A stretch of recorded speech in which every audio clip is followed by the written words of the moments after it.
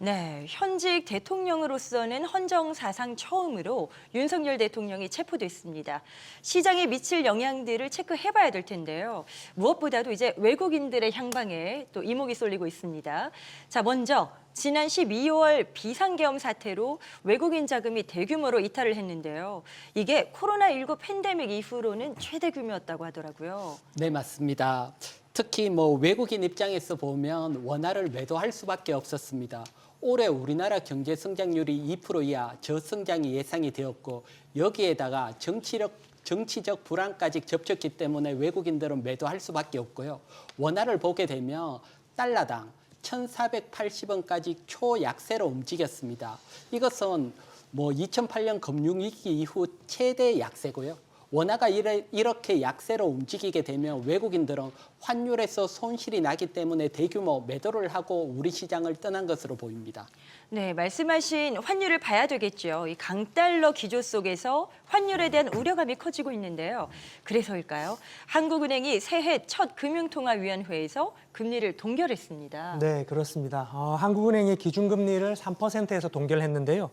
일단은 경기 침체도 무섭지만 고환율 방어가 더 우선시된다 이렇게 판단한 것으로 보입니다. 경제 성장률이 하지만 워낙 저조하기 때문에 금리가 어느 정도 환율이 어느 정도 안정화되고 나면 한 3개월 이내에는 다시 금리 인하에 나서지 않을까 이렇게 예상됩니다. 환율이 조금은 안정이 됐습니다만 여전히 위치가 높습니다. 외국인 투자자들의 포지션이 상당히 중요해질 텐데요. 그래도 다행이라고 본다는 건 이제 새해 들어서는 외국인들이 순매수 행보를 보이고도 있습니다. 어떤 종목들을 좀 많이 사고 있는 거예요? 일단 환율에 관계없이 외국인들이 또 매수를 해주는 종목들이 있었는데요. 특히 SK 하이닉스, 한화 에어로스페이스, 한화 오션 등을 대거 쓸어 담았습니다. 반면에 다들 알고 계시겠지만 국민주인 삼성전자는 계속해서 비중을 줄이는 모습인데요. 일단 정치적인 입장에서 본다면 정치적인 관점에서 보면 윤 대통령의 체포 이후에 외국인은 코스피 시장에서 6천억 가까이 순매수를 전일까지 기록을 했습니다. 근데 사실 전일까지의 이 외국인들의 순매수의 이 원인, 그러니까 이유를 보자면은 미국 12월 CPI가 예상에 부합하면서 연준의 금리 인하 기대감이 다시 살아났기 때문입니다. 이와 동시에 이제 미 증시도 상승을 했는데요. 일단 우리나라 전국 불안은 아직 해결이 되지가 않았습니다.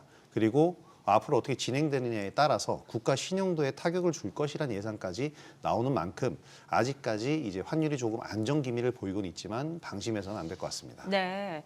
국내 증시의 방향키는 외국인이 쥐고 있다고 할 수 있을 만큼 이들의 동향 중요합니다. 계속 체크를 좀 해보셔야 될 것 같고요.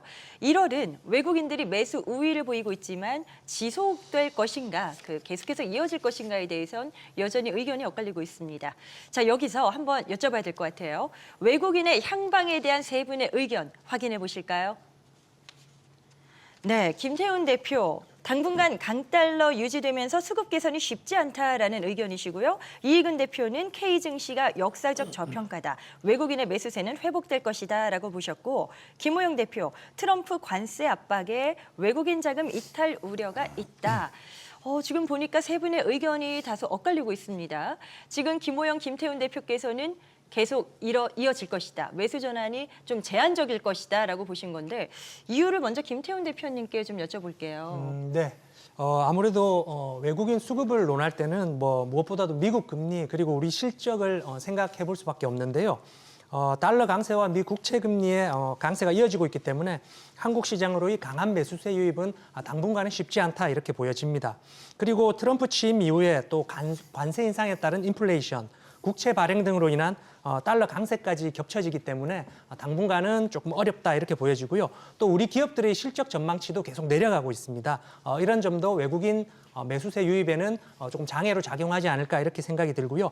그리고 마지막으로 또 무엇보다 중요한 한 가지는 바로 삼성전자의 부진입니다. 삼성전자가 외국인 매수세의 절대 다수를 차지하고 있는데요. 이런 삼성전자의 부진이 외국인 매수세 부진으로 이어지고 있는 것이 아닌가 이렇게 분석됩니다. 약간 다른 시각도 들어보셔야죠. 반면에 이제 이희근 대표께서는 외국인들이 저평가 매력 때문에 매수를 할 것이다. 다소 낙관적인 전망을 제시하셨습니다.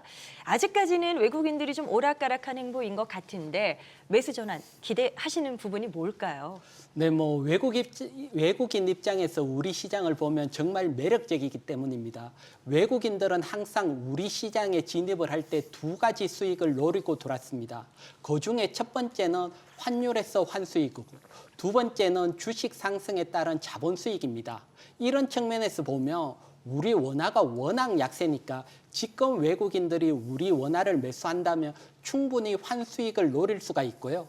과거 트럼프 일기 때도 트럼프가 취임을 하고 달러는 약세로 움직였습니다. 따라서 이번에 취임을 하면 달러 약세에 따른 원화 강세, 그렇다면 환수익이 좀 더 가파르게 나올 수 있고요.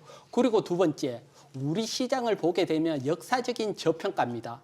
따라서 지금 매수한다면 충분히 주식 상승도 노릴 수 있습니다. 이런 좋은 기회이기 때문에 외국인 입장에서는 환수익과 자본 수익을 노리기 위해서 계속 우리 시장에 들어올 수 있는 위치라고 보여집니다. 자, 외국인들의 수급 전망을 이야기 나눠봤습니다. 이 프로그램 투자 가이드 백발백중 필살기는 SBS 비즈 앱에서 실시간 시청이 가능합니다. 앱을 다운받으셔서 더 많은 정보 만나보시길 바랍니다. 자, 계속해서 또 다른 중시 이슈 어떤 게 있을까요? 만나보시죠.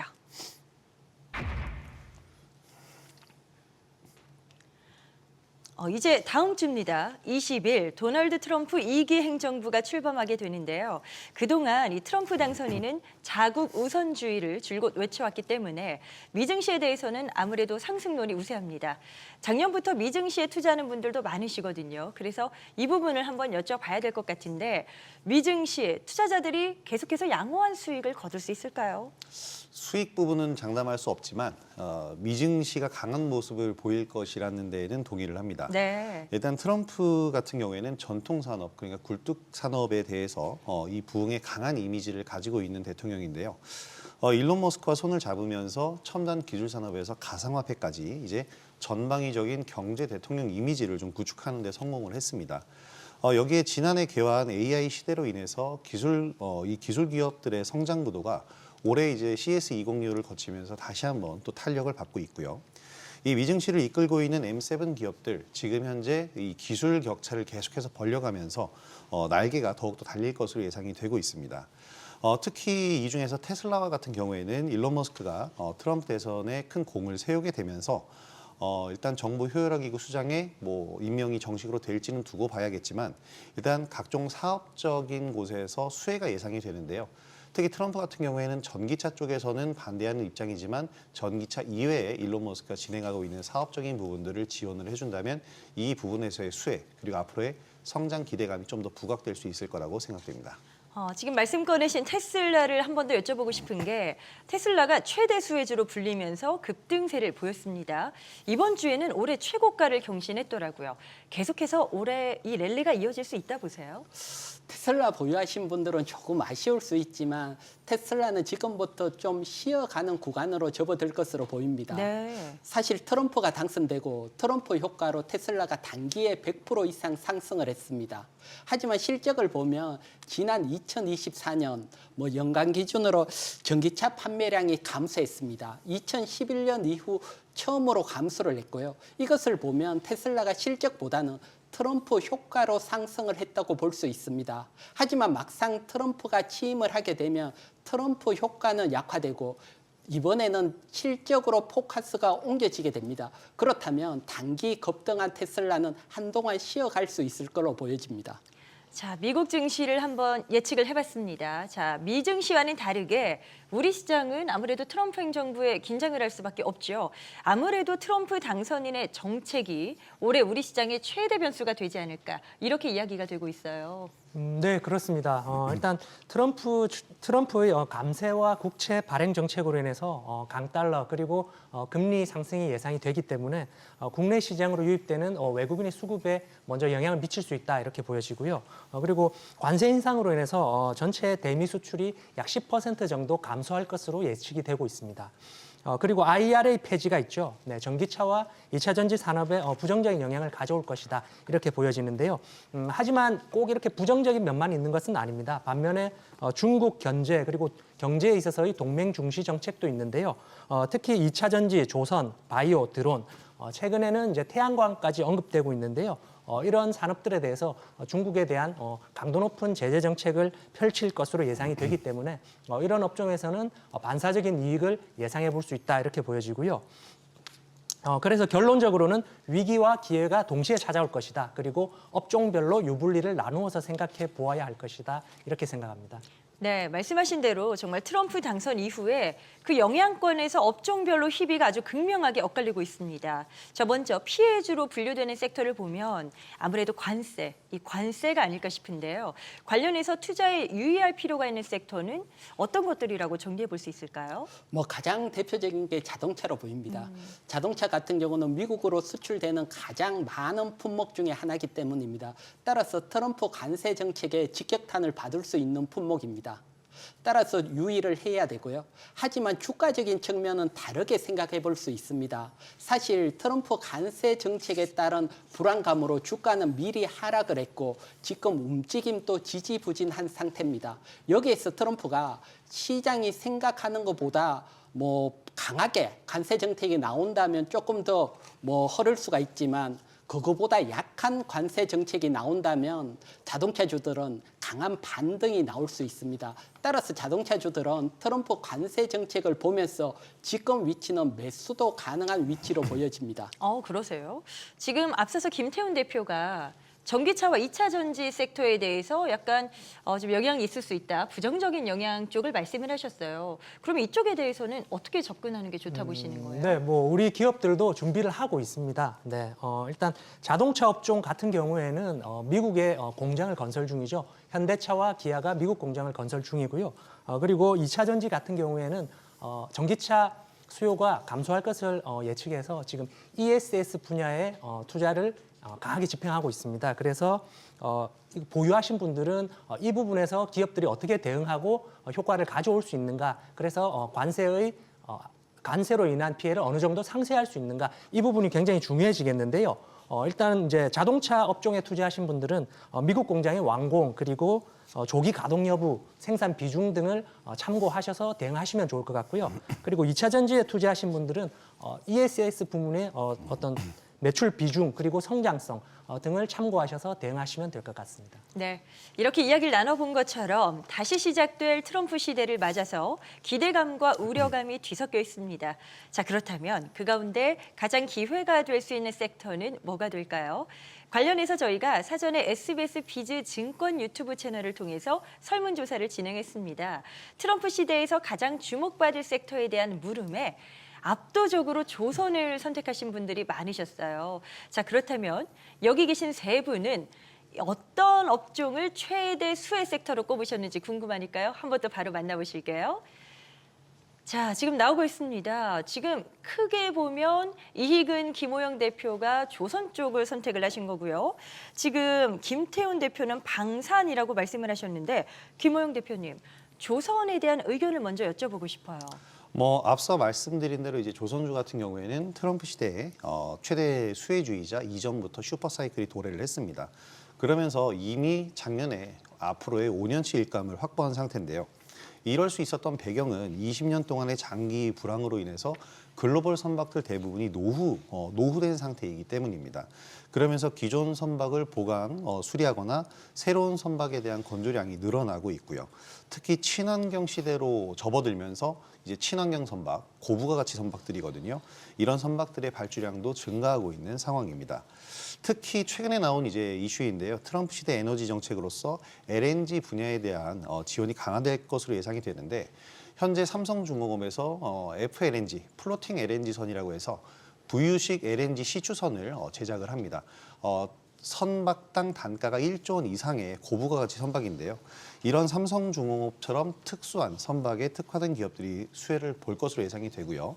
특히 미 해군 함정 MRO 사업에 이제 하나오션이 뛰어들었고 미국 필라델피아의 필리조선소를 인수를 했는데 이런 작업을 거치면서 하나오션도 수혜주로 거론이 될 것으로 예상됩니다. 네, 오늘 세 분 중에 두 분이 이제 조선 쪽에 한 표를 주셨는데 김태훈 대표께서는 방산주를 언급하셨어요. 어떤 이유에서 이렇게 보신 거죠? 네, 저는 방산주를 좀 강조드리고 싶은데요. 지금 조선으로 다 대동단결입니다. 여론조사를 봐도 그런데요. 네. 일단 조선도 괜찮습니다. 하지만 제가 방산주를 강조드리고 싶은 이유는 일단은 가격 메리트 그리고 성장성 두 가지 이유입니다.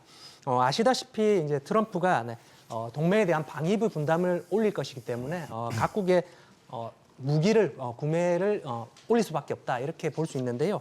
K방산은 세계에서 가성비가 가장 뛰어나기 때문에 일단은 성장성이 올해도 지속될 것이다 이렇게 보여지고요. 또 조선업종은 지난해부터 주가가 쭉 줄곧 강세를 보여왔습니다. 그래서 이미 주가가 어느 정도 평가가 되어 있다 이렇게 보여지고요. 반면 방산업종 같은 경우에는 작년에 상승을 했다가 가격 조정을 일정 부분 많이 받았습니다. 그래서 가격 메리트가 있기 때문에 조금 더 유망하지 않을까 이렇게 보여지고요.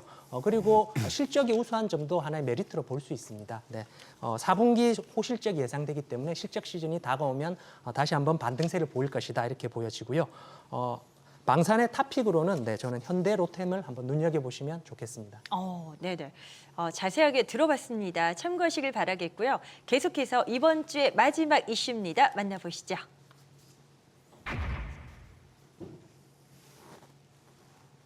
실적입니다. 이제 실적 시즌에 본격적으로 돌입을 했습니다.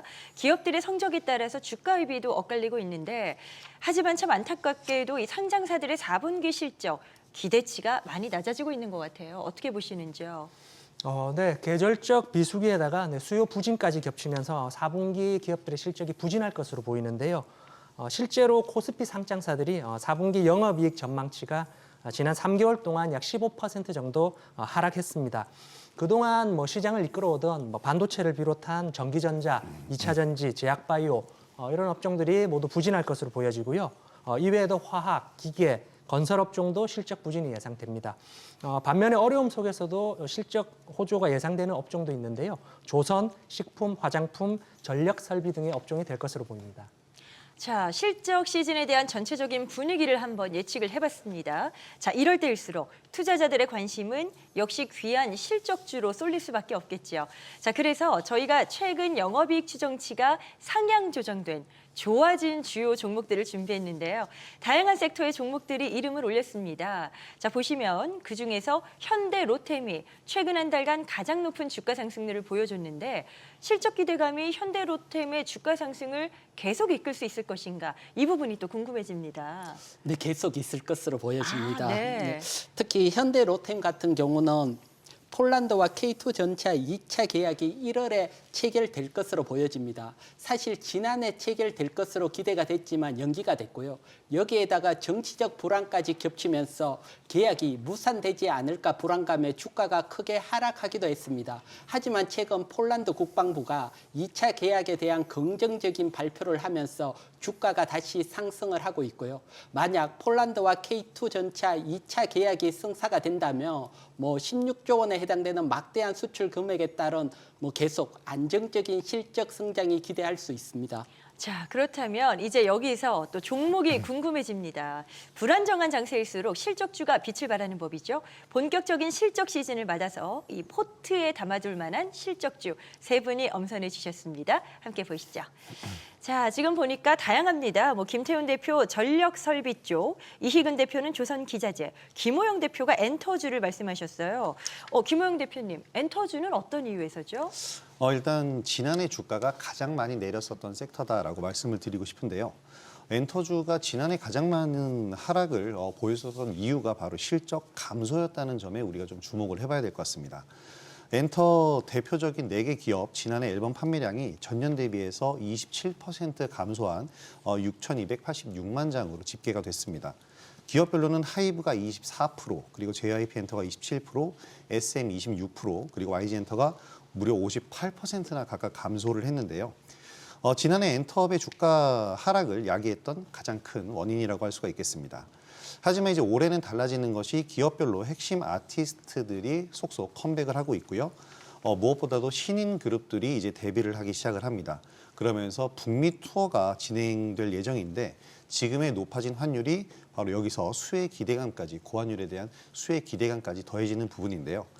실적주를 보실 때 계속해서 호실적으로 성장해가는 기업들을 눈여겨보시는 분들이 많은데 그렇게 성장하는 기업들은 실적이 계속 퀀텀 점프를 해야만 주가가 상승하는 부담이 있습니다.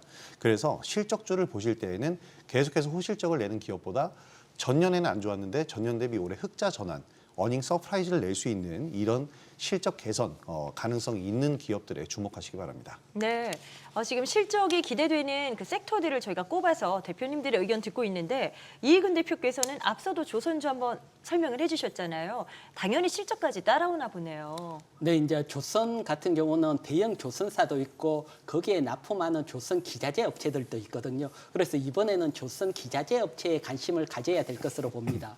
지금 보게 되면 조선업 슈퍼 사이클을 타고 대형 조선사들이 실적이 정말 잘 나오고 있습니다. 그렇지만 주가는 여기에 따라 같이 크게 상승을 했습니다. 하지만 이제는 조선 기자재를 볼 때고요. 보통 대형 조선사들이 수주를 하게 되면 선주와 협상도 하고 배 설계도 해야 되고 그래서 보통 한 1년 6개월이 지나면 발주를 하게 됩니다. 이때부터 조선 기자재들이 실적이 좋아지는 시점입니다. 지난 3분기부터 조금 좋아지기 시작을 했고요. 이렇게 한번 실적이 좋아지게 되면 향후 2, 3년은 계속해서 실적이 좋아지는 측면이 있습니다. 따라서 지금부터 조선 기자재에 대해서 관심을 가져야 되고요. 특히 3분기에 먼저 호실적을 발표한 오리엔트 중공이나 일성 먼저 관심을 가져보시기 바랍니다. 네.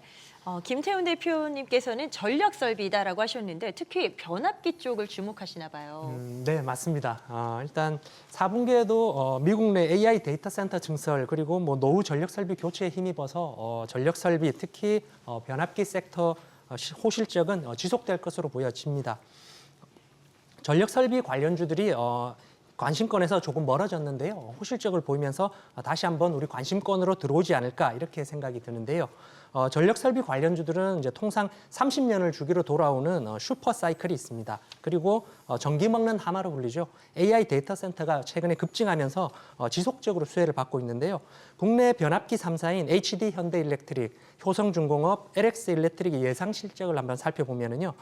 지지난해 4분기와 비교해서 작게는 30%에서 많게는 94%까지 영업이익이 증가했을 것으로 추정되고요. 데이터 센터 증설은 뭐 내년에도 MS가 117조 그리고 아마존이 16조를 추가적으로 투자할 것으로 보여지기 때문에 지속적으로 호황이 예상이 됩니다. 그리고 또 최근에 캘리포니아 산불이 있었는데요. 이 산불 수혜까지 또 추가적으로 예상이 되기 때문에 다음 분기에도 실적에는 큰 문제가 없을 것이다 이렇게 보여지고요. 탑픽으로는 뭐 업종 내 대장주죠. HD 현대일렉트릭 그리고 효성중공업 두 종목을 눈여겨보시면 좋겠습니다. 네, 투자에 참고해 보시길 바랍니다. 주식에 대한 유익한 정보 카카오톡 채널을 통해서도 만나보실 수 있습니다. 필살기를 검색하신 후에 친구 추가하셔서 다양한 정보 얻어가시길 바랍니다.